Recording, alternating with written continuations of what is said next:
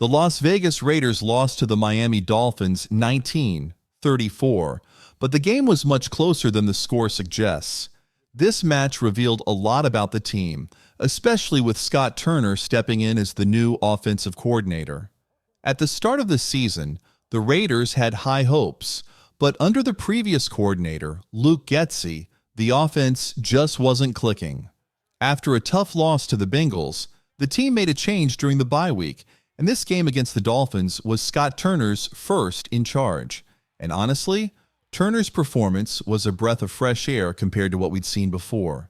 Turner introduced more motion, better spacing, and creative play designs.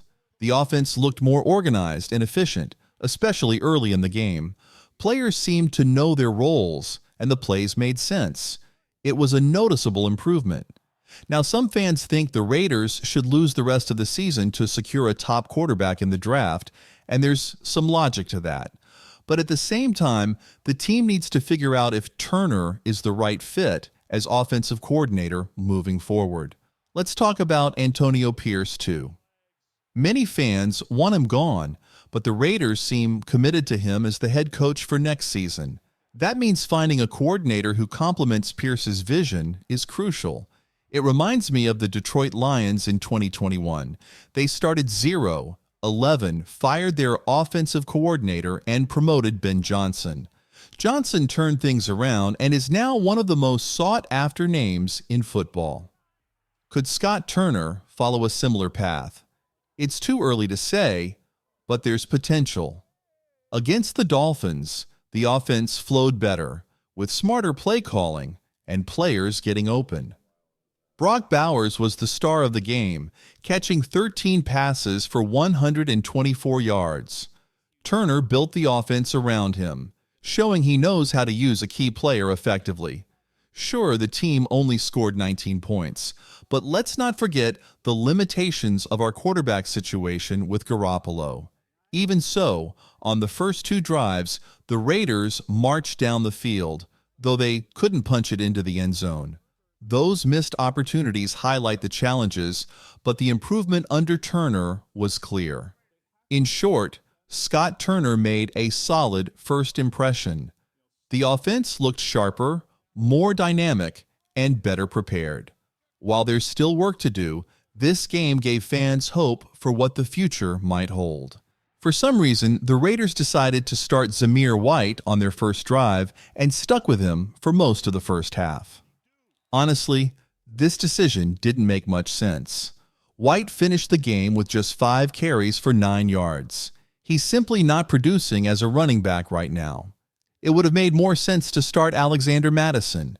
Even if Mattison is dealing with a minor injury, he still outperformed White. He also had 5 carries but managed 19 yards, 10 more than White, and added 3 catches for 50 yards. Clearly, Mattison is the better option, so it was frustrating to see the Raiders rely on White instead. Overall, the run game was a non-factor in this matchup, which slowed the offense down. Without an effective ground game, everything fell on the passing attack. Gardner Minshew played within the structure of the offense and did okay. He wasn't spectacular, but he managed the game decently. However, it's clear the lack of a reliable rushing attack put added pressure on the passing game. Defensively, the team struggled as well, which we'll dive into in a moment. Despite the issues, there were still positives from Scott Turner's play calling. This game was another opportunity for Turner to prove he can be the long-term offensive coordinator. If things don't work out, the Raiders are still in a solid position to bring in a new offensive coordinator to pair with Antonio Pierce, who the team seems committed to for next season. At 2-8, the Raiders are likely headed for a top 5 draft pick. That's a good thing, because they'll probably target a quarterback for the future. But here's an important question. Do you want a rookie quarterback to start right away? Or would it be smarter to keep someone like Gardner Minshew as a bridge quarterback? Minshew could start the first few weeks of next season, giving the rookie time to adjust. Even if Minshew goes 2-3 in his first 5 games, it could be a solid way to ease the new quarterback into the role. Looking back at this game, there's work to do. The Raiders need to fix their run game and involve their wide receivers more. The team didn't push the ball downfield much, which was disappointing. Trey Tucker had a 22-yard catch, but overall, the wideouts weren't very involved. Of course, that could be because the Dolphins have an excellent secondary, but it's an area the Raiders must improve. All in all, there's progress, but there's also plenty of room for growth. The Dolphins' secondary, led by stars like Jalen Ramsey, was a tough challenge for the Raiders. Still, I wanted to see more from our offense, especially in getting the wide receivers involved. The run game also needs serious improvement, and I believe that sticking with Alexander Mattison could make a difference. The offensive line, in my opinion, performed much better this week. They created opportunities, but the running backs couldn't capitalize. Early in the game, Zamir White got 5 carries and didn't deliver. When Mattison came in, he averaged nearly 4 yards per carry, but unfortunately left the game due to an injury. After that, the Raiders were left scrambling without a reliable running back. The trade deadline has passed, so the team might need to explore free agent options. While these players may be older, they could add much-needed depth. Another option is giving Dylan L. more chances and letting him prove himself with regular carries. Either way, the Raiders must address the run game as we head into next week because without balance, the offense will continue to struggle. On the defensive side, the performance was a big factor in the loss. While the defense wasn't entirely to blame, it couldn't deliver in key moments. For example, the Raiders were down by just 5 points at one point. That's when the defense needed to step up and get off the field, but it didn't happen. The Dolphins converted a couple of crucial first downs, including a 57-yard touchdown by tight end Jonnu Smith on a busted coverage.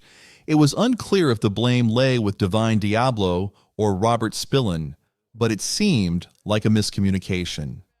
Diablo blitzed, leaving Smith wide open, and the result was a costly touchdown. Situations like these highlight the need for better situational awareness. If the defense had made a stop, the Raiders could have had a chance to take the lead. And while there's debate about whether the team should be trying to win games at this stage, showing improvement is still essential. Improvement keeps the team engaged and motivated. It also sends a message to players in contract years that the Raiders are worth sticking with. The team can't afford to let key players walk away simply because they feel the Raiders aren't capable of winning. In the end, it's about progress. Whether through fixing the run game, tightening up the defense, or building momentum for the future, the Raiders need to show they're heading in the right direction. Gardner Minshew did throw an interception late in the game, and the broadcast crew pointed out that it might not have been entirely his fault. It seemed like Jacoby Myers may have run the wrong route. The Raiders, like many NFL teams, use choice routes, where the receiver adjusts their route based on the defender's positioning.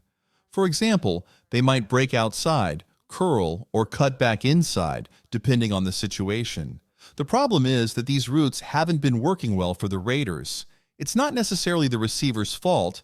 Myers and Davante Adams are top-tier players. The issue is that Minshew and the receivers don't seem to be on the same page.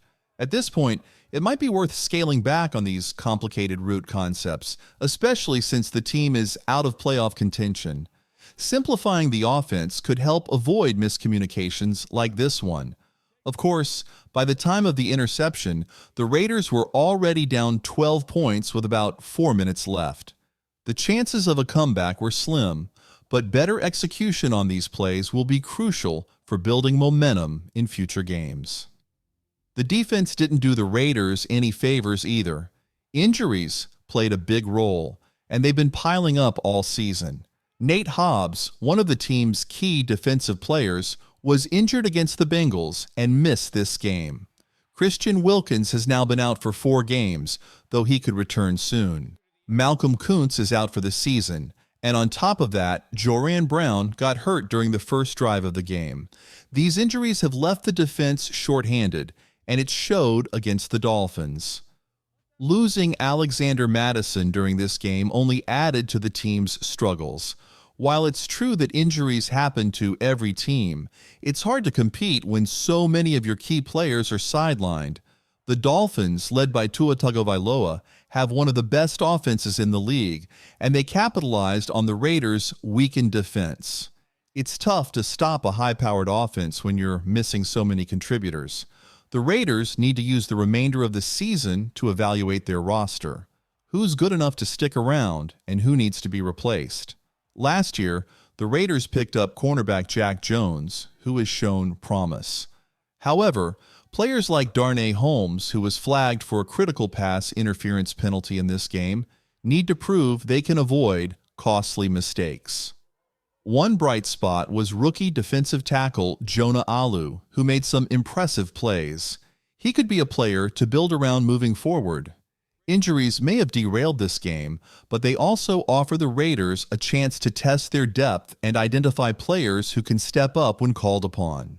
Even though we lost to the Dolphins and the defense struggled to get key stops, there were still some bright spots on that side of the ball.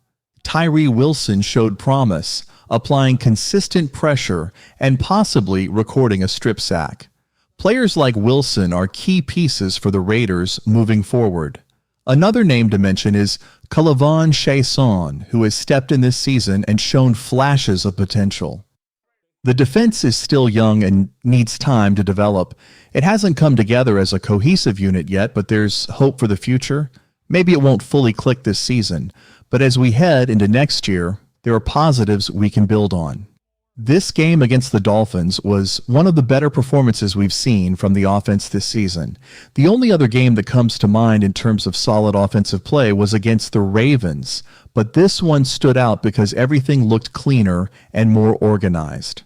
I want to see the Raiders continue to build on this. The rest of this season should be about improving, finding consistency, and learning from both the good and the bad.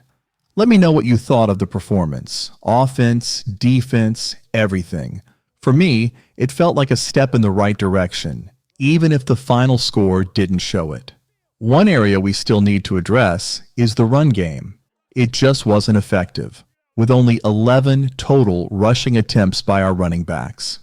Even though we couldn't establish much on the ground, I appreciated how we kept the Dolphins' defense on their toes with creative play calling. We saw Brock Bowers, Trey Tucker, and Jacoby Myers involved in end-arounds, which added some unpredictability to the offense. That's the kind of creativity we need to keep defenses honest. Tomorrow, I'll dive deeper into this game with a film breakdown. I want to highlight Jackson Paris-Johnson's performance, as this was his second start. Despite the lack of success in the run game, there were moments that stood out. Let me know your thoughts in the comments. If you enjoyed this breakdown, don't forget to give it a thumbs up, subscribe, and I'll see you in the next video.